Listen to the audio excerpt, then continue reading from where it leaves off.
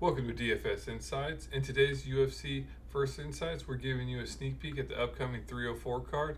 We'll cover fighter salaries, potential winning odds from Vegas, and even our own initial logistic regression calculations. So basically using math to predict fights. So join us as we do a high-level overview of all the fights, all the main fights, even including the early prelims, and we'll highlight key matchups that we think you need to keep an eye on. So this is just the beginning, so stay tuned for our full breakdown video coming here in the next few days. We'll dive deep into the strategies and picks that could potentially lead you to victory and take home that 200K to first. Let's get it started.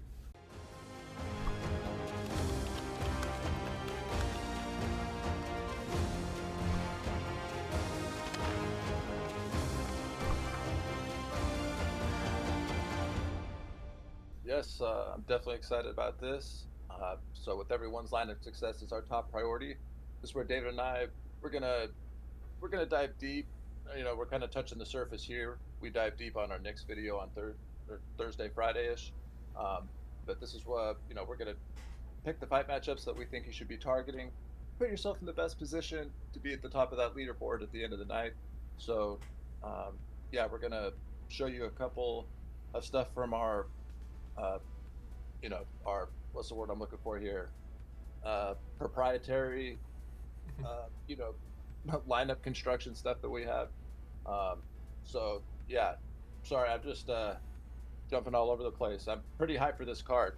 I Yeah. was finishing up doing a little research here, and Yeah, no problem. Yeah, as you mentioned, we just do like we're doing like our own kind of proprietary, like things, basically using some Vegas odds and our own odds, and basically creating like a ranking system, as you would basically what fighter is going to give us the best leverage, because that's kind of what you're looking for here in these large field GPP tournaments. That's the breakdown we're doing here. So up on the screen, you can see the columns here. Simple Excel thing here. So you got names, the salaries. UFC, DraftKings hasn't updated the salary for two fights, the Lofren Hadley and the Bannon Ardellini, as basically Jake Hadley and Alice Ardellini basically are late ads. I believe they just recently got added to the card, so DraftKings hasn't assigned a salary. So as you can see, they're blank. We have win odds, basically using Vegas odds there, both what the odds are and how that translate into probability. And then my data column is our math calculation. So the keynotes, 5 rounds, HW heavyweight, W women. Pretty self-explanatory here.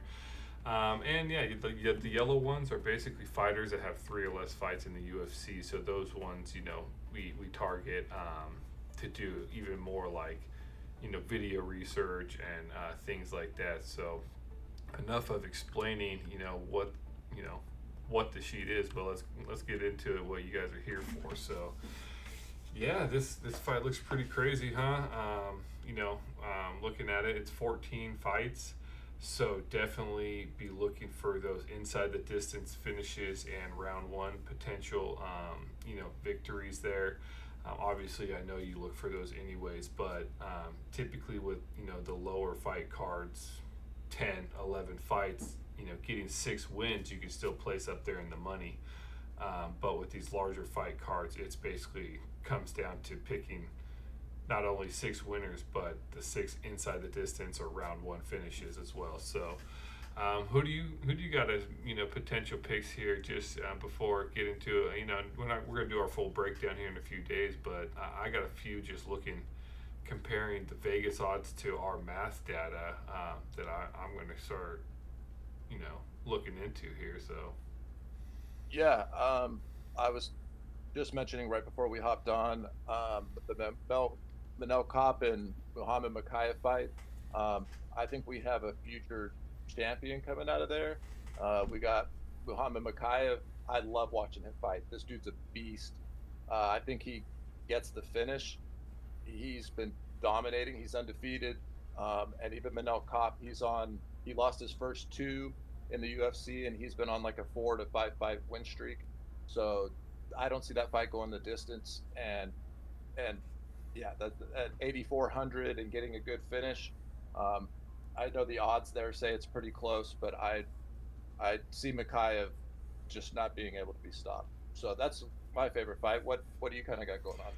Nice, yeah.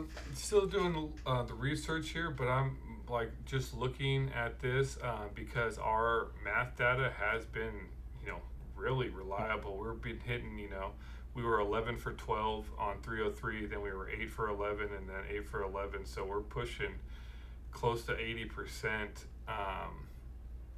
with, with our math predictions there. So, um, and even to be honest, even higher if we were to remove the yellow fighters, because our math predictions uses their stats, and if the more stats they have, the better the numbers become. But so just looking at it, even just the main card, where Vegas has Edwards at a 72% chance to win, where math is saying 54% chance to win for Muhammad.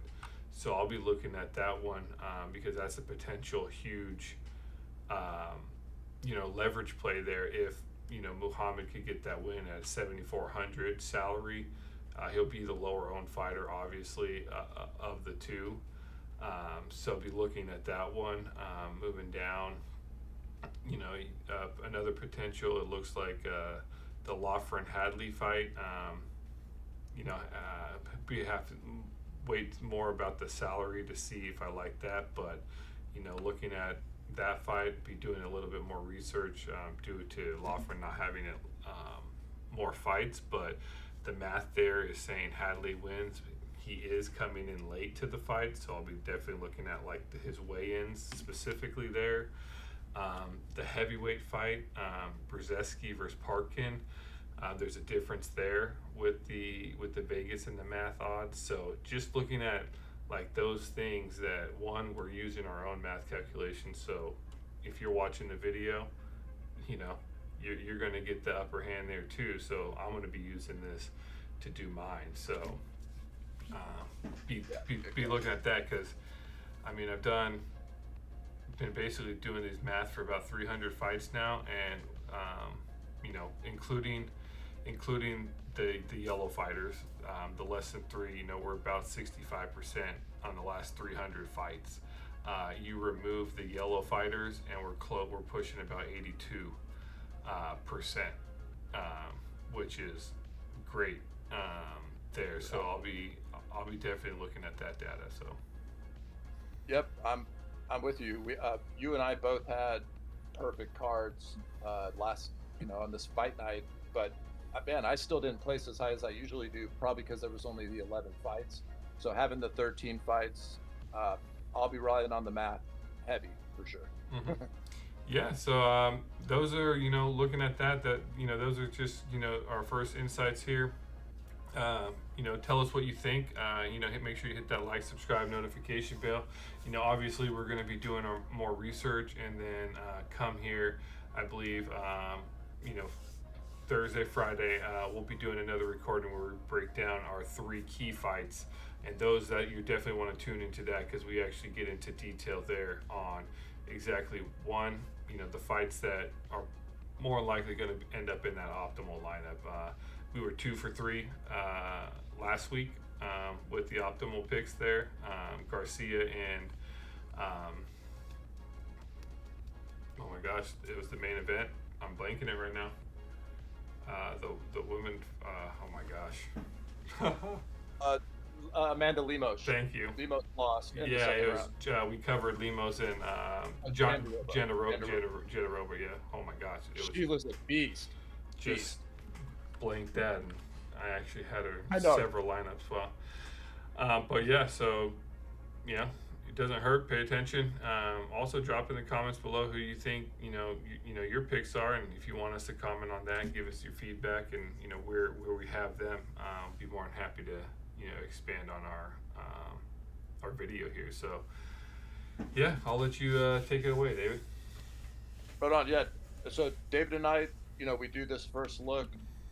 We typically record it Tuesday night and release it Wednesday, and then please, in the comments, tell us who you want us to cover. We're going to cover 3 matchups, and comment here. We record Thursday evening and typically drop the video on Fridays. Um, Sometimes we wait till after the weigh-ins, but yeah, please leave down there who you'd like us to cover. We try to pick fighters that might be lower owned, have the best chance of finishing quick, and that type of stuff. So, um, yeah, like, subscribe, and see you guys on the next one.